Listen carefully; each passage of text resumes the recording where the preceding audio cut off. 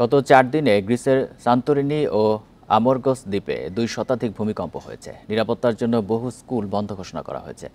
পর্যটকদের সরিয়ে নিতে বাড়ানো হয়েছে ফ্লাইটের সংখ্যা। তবে এখন পর্যন্ত ভূমিকম্পে কোনো ক্ষয়ক্ষতি বা হতাহতের খবর পাওয়া যায়নি। এই পরিস্থিতিতে জনগণকে উদ্বিগ্ন না হওয়ার আহ্বান জানিয়েছেন গ্রিসের প্রধানমন্ত্রী। শুক্রবার প্রথম ভূকম্পন অনুভূত হয় গ্রিসের সান্তোরিনি ও আমরগোস দ্বীপে। মঙ্গলবার সকাল 7টা পর্যন্ত কয়েকশো বার কম্পন হয়। এর মধ্যে সবচেয়ে বড় 5.1 মাত্রার ভূমিকম্প রেকর্ড হয়। এলাকাটি ভূমিকম্প প্রবণ হওয়ায় তেমন আতঙ্কিত নন স্থানীয়রা। তবে নিরাপত্তার জন্য সান্তোরিনি ছেড়ে যাচ্ছেন পর্যটক ও বহিরাগতরা।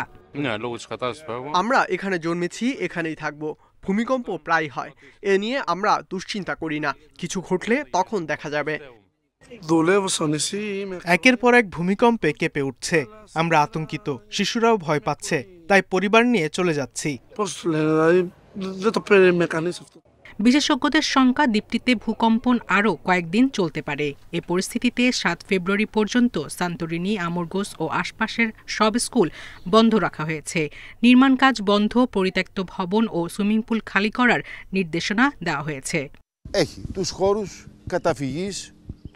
খালি জায়গায় 8টি আশ্রয়কেন্দ্র তৈরি করা হয়েছে। বিশেষ চাহিদা সম্পন্ন মানুষের তালিকা করা হয়েছে, যাতে প্রয়োজন হলে তাদের সরানো যায়। খাবার বিতরণের চিন্তাও করা হচ্ছে। ইউরোপের অন্যতম সক্রিয় আগ্নেয়গিরি অঞ্চল হেলানিক ভলকানো আর্কে অবস্থিত সান্তোরিনি। প্রতি বছর দ্বীপটিতে ঘুরতে যান প্রায় 35 লাখ পর্যটক, স্থায়ী বাসিন্দা 20,000। সান্তোরিনিতে 1956 সালে সর্বোচ্চ 7.5 মাত্রার ভূমিকম্প হয়। এতে 80 ফুট উঁচু সুনামি হয়, মারা যান 53 জন। সায়রা খান, ইন্ডিপেন্ডেন্ট নিউজ।